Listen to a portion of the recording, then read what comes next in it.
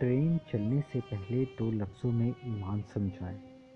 کوئی شخص بہت جلدی میں ہو، اس کی ٹرین چلنے والی ہو، وہ کہے کہ جلدی سے ایمان کی دو تعریف بتا دو، تو ایمان جس پر میرے آقا سرور کونین صلی اللہ علیہ وآلہ وسلم نے 23 سال محنت کی، جس پر تقریباً 1.25 پیغمبران اسلام نے اپنی زندگیاں لگا دی، اس کی دو لفظی تعریف یہ ہے: غیب کا اقرار اور مشاہدے کا انکار۔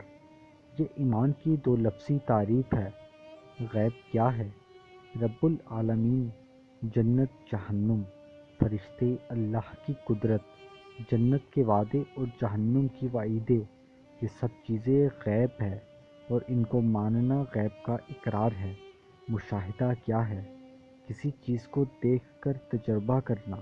مشاہدے کا انکار یہ ہے کہ مشاہدے کے اعتبار سے زکوٰۃ دینے سے مال گھٹتا ہے، لیکن غیب کے مطابق اللہ کی راہ میں دینے سے مال میں اضافہ ہوتا ہے۔ یہی ایمان کی تعریف ہے: مشاہدے کا انکار اور غیب کا اقرار۔